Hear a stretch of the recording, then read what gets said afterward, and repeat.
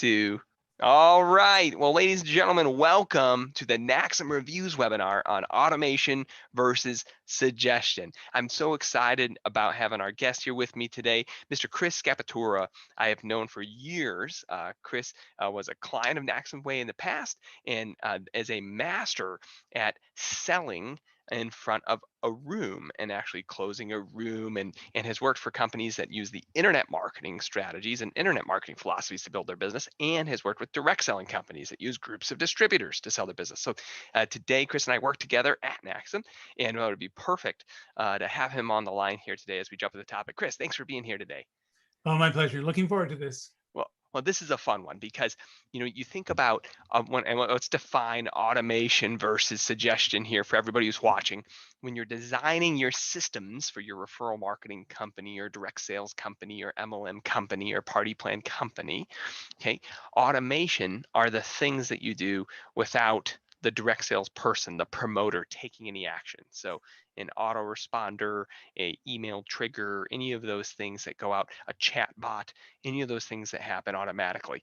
And then suggestion is where, instead of you going right to the end customer, right to the end member and just pinging them with whatever that communication is, suggestion is when you go to the person who referred them, to the promoter. And suggestion is when you send them a little ping that says, hey, you should probably take a certain action with so-and-so in this moment. And we do that for a reason. Suggestion is a very important part. We call it predictive action science here at NaXum today. But suggestion is a critical part of any design in any system, because that's why we have referral agents, right? Like, Chris, let's talk about some of the goals of an internet marketing company when they don't have referral agents, right? They don't have them. So how do they design? Not at all, right? So how and you've worked with some in the past. How do they think about tools and marketing communication and how to set it all up? Well, I'm thinking of one in particular because it was quite prosperous. We did very, very well with it, and it was just literally a sequence of emails that went out, and every always closing, always close, always be closing, always be closing. And the whole point was to get them to close and click and buy. And that was it. There was no real human intervention. I mean, until sometimes the very end, or a very high ticket item. But essentially it was all automated with, decision trees and maybe some things people don't know what we're talking about. But triggers that would cause different messages. It's a decision yes, no, tree. maybe, whatever they did. And that was essentially what we did in that engine. It was just a numbers game. You were really just pouring, if we get 50,000 people, 5,000 will do this, 1,000 will do that, and 10 will buy, which is, a funnel. But so everyone, I hope you hear that, because that's the difference between internet marketing and referral marketing direct sales. 50,000 people on this end of the funnel, if it's only automated technology we're using, comes into this pool of 5,000 people, and it's only automated technology, comes pool of 100 people and only automated technology. Now these 10 people buy this package. What I am going to share, and many of you may already know this, but some of you don't, is that the big blessing of network marketing, referral marketing, party plan, affiliate marketing is because of the relationship and the trust that the referral agent is bringing to the table when they're sharing your message. So it's like Stephen Covey Jr.'s book, Speed of Trust, right? So it's trust. Because of the trust they're bringing to the table, that trust makes those numbers better. Whatever the input is, if it's 50,000 on the front end to get 100 buyers on the back end in a traditional internet marketing world with triggers and decision trees and automated email sequences, we want to take that same number of, hey, if we truly touched 50,000 people, how could we get not 1,000, not 100 to buy? How could we get 1,000 to buy, or 5,000 to buy, or 10,000 to buy? How could we take just 20% of the people that we say hello to and have them make a purchase? That's what's possible when you add the human. And human equals trust, because the thing that I found about the public is they are somewhat intuitive to what we do now as internet marketers. They know that's a bot. Some don't. I granted, and maybe you and I are in a little bubble in the world, but there's a good number of people kind of go, this is just a bot. This is just the sequence. Now we can get super fancy, right? And we can change it up a bit, but So people, they need the trust. They need to know there's human here.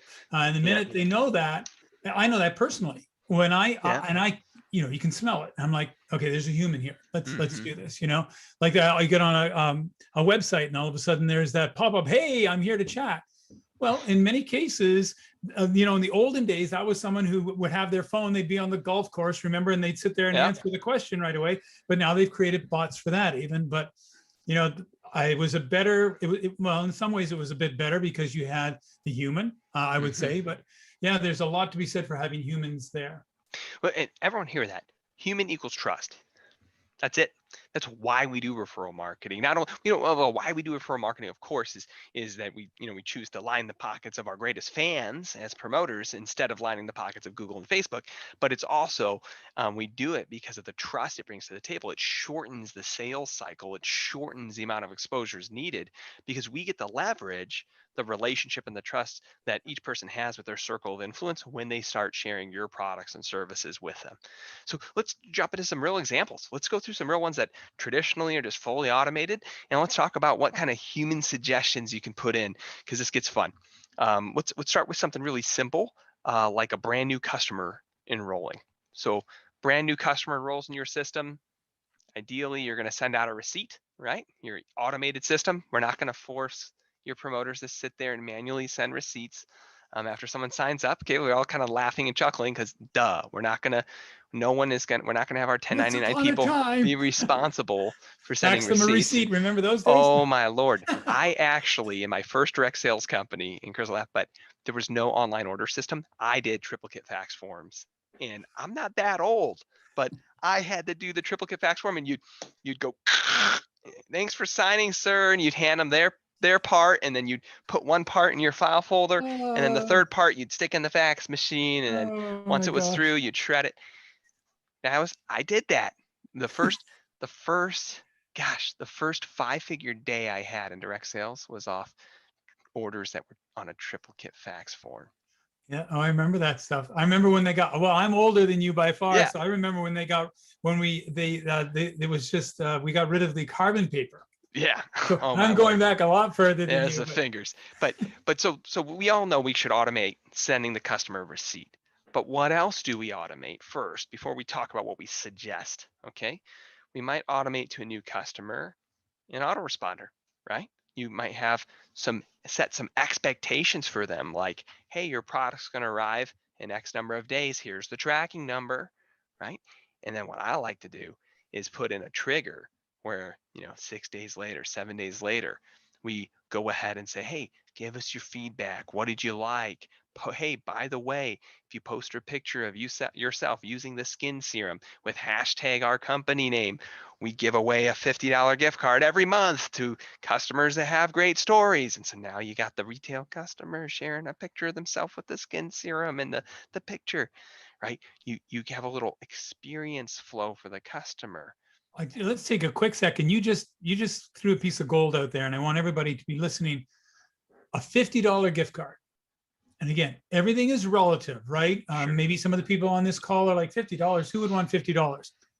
Trust me, your customers would want $50. There was, for a very long period of my life, I was selling a product. Now it was significantly more money. It was tens of thousands of dollars, but well, actually it was $10,875 was the There you exact go. number. But I could close that sale and get a customer for life by throwing in an item that cost me $25, 25 to $50. 25 Yeah. bucks. Yeah. And that goes back to what we call the football phone. Remember? Sports Illustrated. Mhm. So don't glaze over that $50 gift card as an enticement because a number of people will go for it. And make it internal. You make it something that they have to, it's an internal card. Don't give them an Amazon. Well, you could if you want an Amazon Sure. Sure. some other company. But the point is, if it's internal, Money comes back. Yeah. Yep. And, Yep. and there's big case studies. We can share some company names here.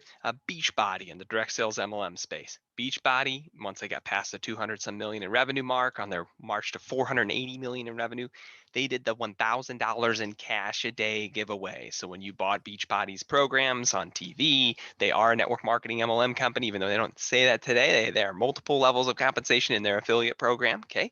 But if you if you were a retail customer there, they would say, "Hey, share your before and after pictures for a chance to win $1,000 a day." They would pick one winner every day. So here's a company doing $400 million a year, and what are they spending? 31,000 bucks a month on getting all this testimonial publicity from all their raving customers by just offering $1,000 a day. But let's talk about the human touch. Where are the triggers now in your email autoresponder sequence or your predictive action sequence in an app for the salesperson to get involved? Well, the first natural one would be, hey, congratulations, you got a new customer, right? Okay, that's cool. But note, give them some instruction. Give them the instruction gang of what to do with that new customer. Hey, send them a personal note about blank, or call them and ask them their goal with the products they purchased. One of the most powerful things a human can do is by calling and asking that person their goal, they can then follow up on that goal later. And don't end a new customer relationship in direct sales with just that one-off notification. A lot of people miss this. One of the things you want to do on day 8, on day 14, on day 30 is in that same autoresponder sequence you have that's going out following up with the new retail customer, put triggers in that sequence that go upline to the gal who made the sale, to the guy who made the sale, with other touch points. So one of my favorite, Chris, how about you share one of your favorites? One of my favorites is them calling back those 8 days late, like 8 days later, after the person's gotten the box, they tasted the juice the first time, they made the first protein shake, whatever it was, right? And it's that call that's just like, hey, how was it? Because it's that personal touch of getting them to use it. The worst thing that can happen is the product arrives or the internet service is subscribed to and the customer doesn't open it yet. Like, we do not want customers that don't even open the product and experience it. Yeah, and that's What true about on your because side? Yeah, go ahead. we're not in it. Well, some people are in it for the money. I get that, but what I'm referring to is you don't want just that money. Let's be ruthless for a second here. You don't just want that money. If you've got a customer who doesn't decide to use the product, and it happens so often, they buy it and they move on, or they change their focus. By you being with them and giving them the extra, because now there's this accountability within their mind. There's a lot of psychology that goes into reaching out Yep. and making that initial touch. And boy, I love the idea of you saying, so tell me about your goals. That's a key one, because then we can do an open loop. So as speakers, as salespeople, one of the things we do is an open loop. We leave something unfinished that I can follow up with on you. Okay, so hey, Ben, it was real good chatting with you. I'm really excited about your goals. What I'm going to do is I'll make a note in my calendar to give you a call back in 2 weeks just to see how you're doing with your goals. And they're not going to go, no, you can't call me. Say, oh, thanks for checking. That'll be great if you could check in, put it into your calendar. But whatever you're doing, and the other word that you use that I want to play on is the number of touches. It used to be, 4, 5, 6, 7 years ago, it was 5, 6 touches. Now they're 10, 15 touches in order to get people to move. So not only the sale, but the repeat sale and the action that we need. So getting into testimonials, by the way, with Beachbody, I do have the Insanity and the P90X a t-shirt. Well, they're somewhere in the house. I sent in my pictures after each of those. Yeah. But those testimonials, they're the cornerstone of your business. And the only way you get those is by building the relationship, by having communication with these people and getting them to understand the value that you are entrusting with them in the business. Do you really like what I'm doing? Awesome. I appreciate that. I'll check in with you in 2 weeks. Hey, how's it going? Oh, I'm still loving it. Great. Could you take a few minutes now? Don't ask for the testimonial on the first call, but plant the seeds of, are you loving it? Great. I'll catch up with you in a week or two. Sometimes it could be through a simple text message. It could be through an email, but touch. And then when it's appropriate, hey, I could really use you're loving the product so much. I just love what you're doing with this. Can I get a testimonial that I can put on the front of my whatever it's going to be? There's a big why behind what Chris is sharing here, and I don't want everybody to miss. And it's a keyword we talk about in marketing all the time, but a lot of people forget about it, and you have to think about it right now. It, See, what's the most expensive customer to attain? The next one, the new one. It's so much cheaper to just keep a relationship and maintain a relationship and sell more to that same customer. Chris is talking about what's called lifetime value of a customer. He's saying don't discount your lifetime value score to that first purchase. Think bigger. Think about, okay, this person bought this today, but they're going to be buying over the next 6 months, the next 12 months. They're going to be participating at this bigger, deeper level. So how do I architect that open loop so that I have permission? So like if you got their goal in month 1 and you followed up 14 weeks in and they don't place an order in month 2, it's a simple call back to be like, hey, I mean, you had set your goal and you haven't achieved it yet. Do you need any help with your order this month? Right? Yep. That Yeah. kind of stuff is super helpful. You got to be thinking big, lifetime value big. Let me go back on that. And the expression we used to say, we taught them how to spend money with us already. So it's easier for them to do it again. You don't have to go through all that pretext. They already know how to take their credit card and make an investment with us. So Mm-hmm. how do we make them understand that that's something worthy of a repeat? Yeah. Because we would do that. We had this one product that was going up, believe it or not, it was $5,000 for just a weekend. Mm-hmm. But we had 5 different products that we would sell independent from weekend to weekend. And so our job was always to get people to come to the first event and then, hey, you need the second event. And it Mm-hmm. became easier as they become more accustomed to who we were. We built a relationship. We taught them at the beginning how to invest with us. And then we Yep. just had to ask for the reinvestment. Yep. Now, these same concepts that come to a new customer's journey, what you people call onboarding, also happen in a new promoter's journey. So whether you call them influencers, ambassadors, IBOs, consultants, representatives, stylists, whatever name you tag to the independent people that actually promote your company, let's talk about their journey for a moment, automated, non-automated, and what you do in that journey. So these people start a new promoter kit, you get a welcome email, right? Right back in. Don't just trigger automated communication to them. Get that suggested actions sent up to the upline person as well. And this can be not only triggers when they're rank advancing, but little action triggers when they get badges. One of the coolest things we did the last 3 years that I love is that we created a series of over 100 action badges. So it's people are taking their first actions, like syncing their contacts to your company's apps and sending out their first 10 invites, getting their first 10 people to the company webinar, getting their first 10 people to the landing page to claim a sample of the product. They're popping off these badges. Ba-ding, ba-ding, ba-ding, ba-ding. Now that's automated, right? That's automated stuff. They're there using the app as a brand new promoter and, oh yeah, I got the 10-person webinar badge. What's not automated and what's cool is the sponsor, the person who enrolled them, seeing that and then recognizing them, sending them a personal text. That's like, dang, Julie, you've been here 4 days and you've already gotten your 50th person to the webinar.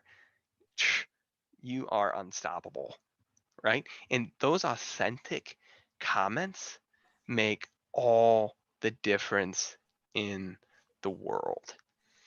One key piece that gets missed a lot, and I'll Chris speak to this too, is in onboarding, companies will do a welcome email and they'll set expectations, but they need to chunk the expectations. So one of the things we teach clients at NaXum all the time is to create 3 core videos at a minimum when you're creating your onboarding campaign. We create what's called a 24-hour plan of action, a 7-day plan of action, and a 30-day plan of action. And at the highest level, 24 plan of action is a short piece of content less than 5 minutes long that's meant to explain and articulate what you should do in your first 24 hours as a promoter.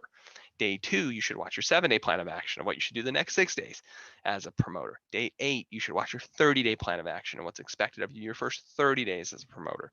These are the minimums we ask people to do on launch. Now, yes, you can have automated autoresponders following up with someone and saying, did you watch the 24-hour plan of action? Did you watch the 7-day plan of action? Did you watch a 30-day? But how much more powerful will it be if there are steps within the 24, within the 7, within the 30, where the upline person, the person who enrolled them, is prompted to engage with them in some fashion, whether it's walking through your warm list, whether it's reading your why and going through your personal goals, whether it's whether it's a simple drill on practicing handling objections together, whatever those things are, critical. So, Chris, when you're seeing people put together onboarding, I know you got to experience a bit of onboarding in a previous life, right? What are some of the suggestions to the upline folks that you're like, hey, you really got to consider putting that into your series as you're designing that? Well, it's interesting. You hit the majority of them.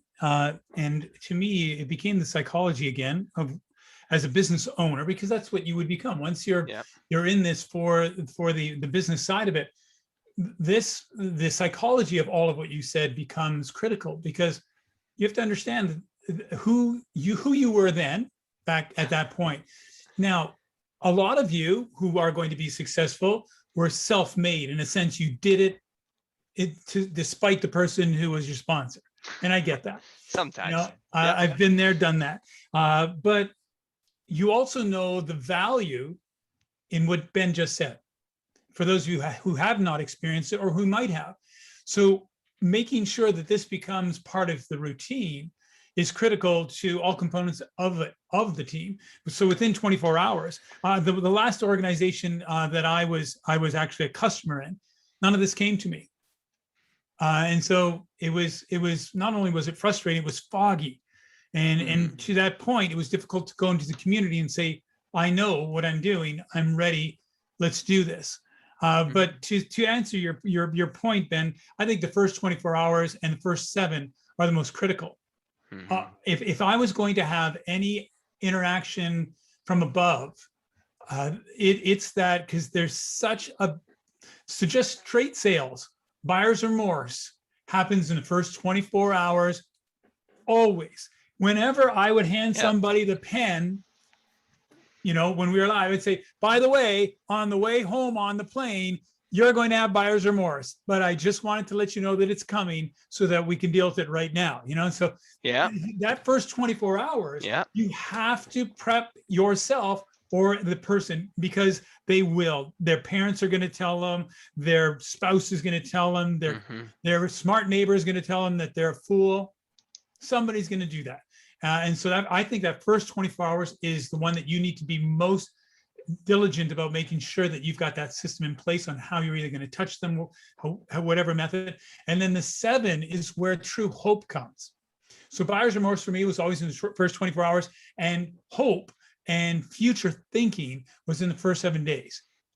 Go ahead. You're going to. Well, no, you just have it. It's getting to goal setting, and then more than goal setting today, what we teach all the time is getting into a daily level of activity, right? Is designing your systems in a way where people aren't just setting long-term goals, but are just simply committing to a daily level of activity.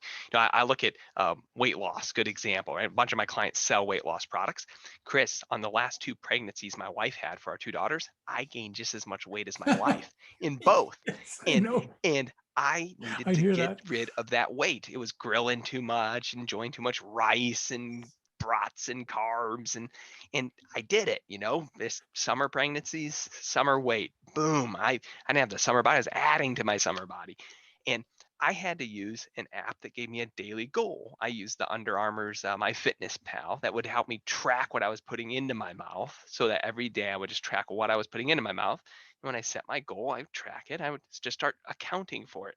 And just the accounting for it, the weight came off in my world. And yes, I get lots of great products from our clients at NaXum, and that's been phenomenal to assist me in my diet. But it was also the tracking of that daily activity. And one of the key things where we take that even further is helping people set a daily level of activity and committing to it. And then those are little wins. When you commit to a daily level of activity and you just do that every day, now, okay, I'm winning. I'm doing my program. I'm set to myself. Um, and One we quick got, thing on that. yeah, go Stop for it. trying to make $1 million and just make 3 calls. Yeah. It really comes down to that. I remember having a coach one day. So how much money do you want to make? And I said, $1 million. He goes, how? And I'm like, well, he says, why don't you just make 3 calls? Just make another 3 calls. And so you're right. Just have a system that's going to set you up for success every day. And then as that success grows and as the money begins to flow, then you readjust those goals. You might even go in and change to, okay, I think I'll make 5 calls today. I think I'll call 7 people. I'll do 20 people. I can do, Yeah. but just be comfortable biting off. How do you need it? What do they say? How do you eat How do an you eat an elephant? elephant? One bite at a time. Yeah, all Yeah. yours. You got And it. this is good because you have to hear this, is many of the direct sales companies in the space are missing this altogether. They're not even into suggesting anything to the reps. They're hoping reps go look at a report, and because of the great training, they can look at these numbers of volumes and levels and somehow understand and articulate that they should go follow up with Julianne in Oklahoma.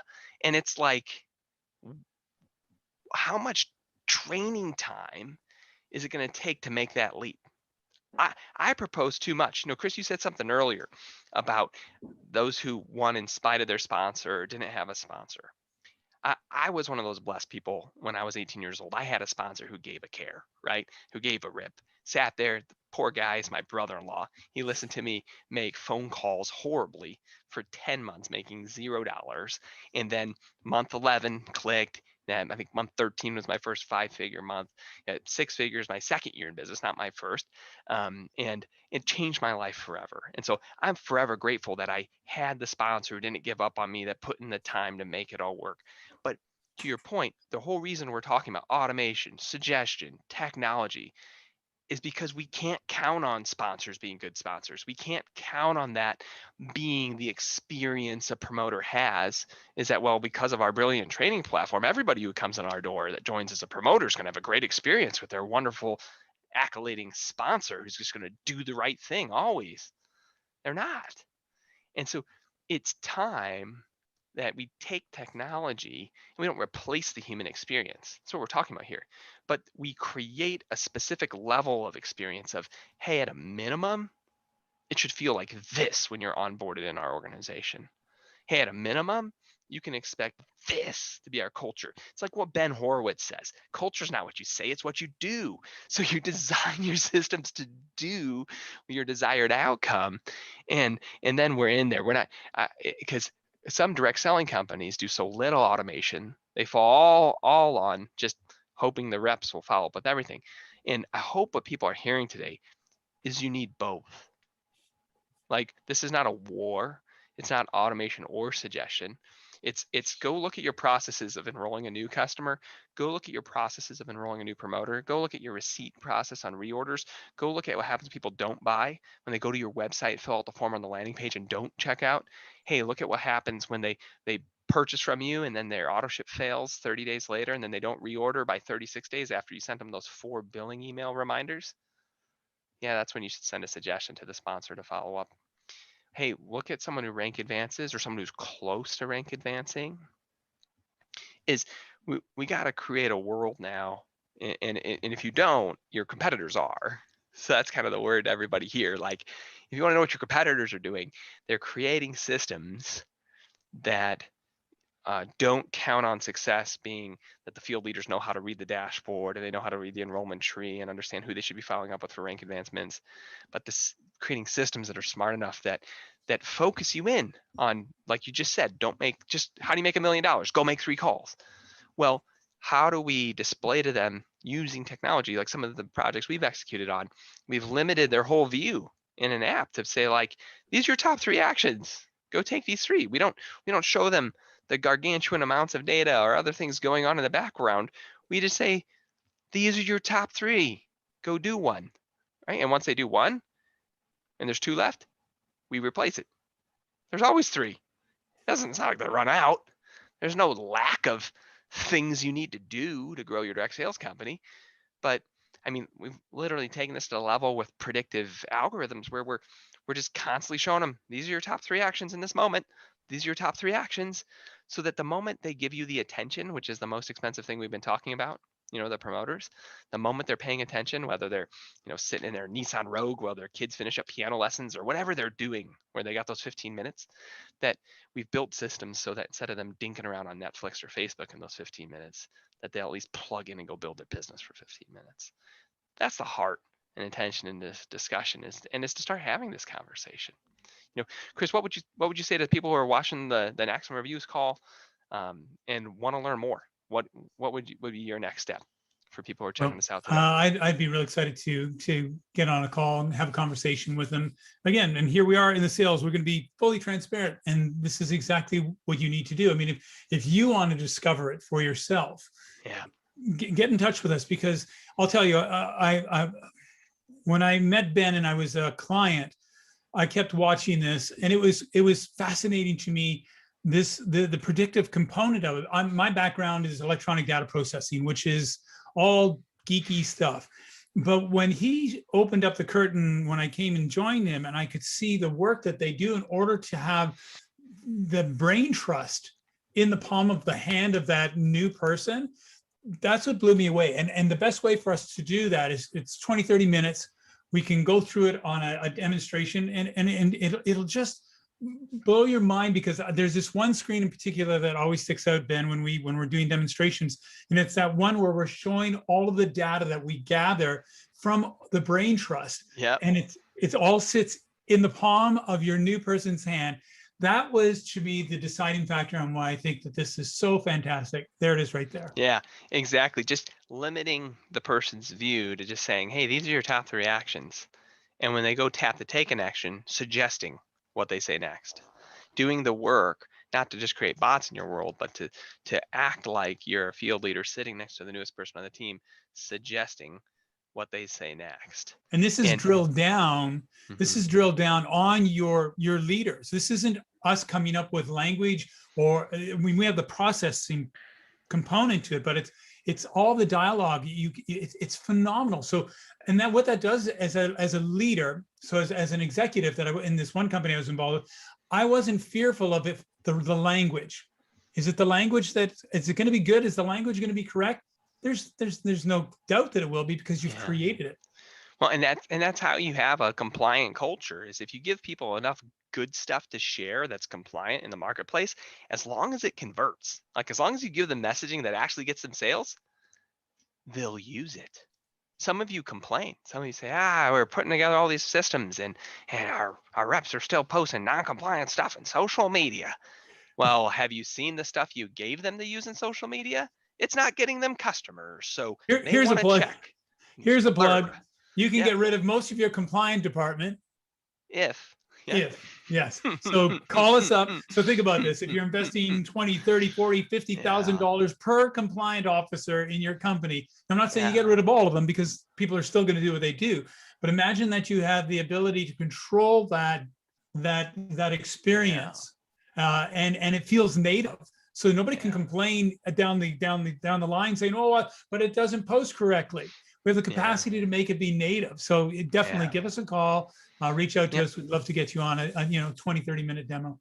Agreed. www.naxum.com, naxum.com. Chris, thank you so much for being on here today. Thank you for your time. It's a pleasure as always. And thank you everybody for listening in on the live webinar as you're participating from literally everywhere. What's fun about predictive action suggestions is we go, it's not a guinea pig of a science anymore. There's over 24 out of we have dozens and dozens of clients at NaXum, and 24 of them have already implemented predictive actions across their culture, some in as many as 17 languages across the space as of the filming of this. So think about that for a moment, where you say, holy cow, so you mean my competitors are already doing this stuff? Yes, they are. Your competitors are already doing this stuff. So if any of this stuff was like eureka to you today, like you didn't even know it existed, we should be talking. So Chris, thank you for being here today. Thank you everybody for watching. We'll talk with you soon. All right, bye for now.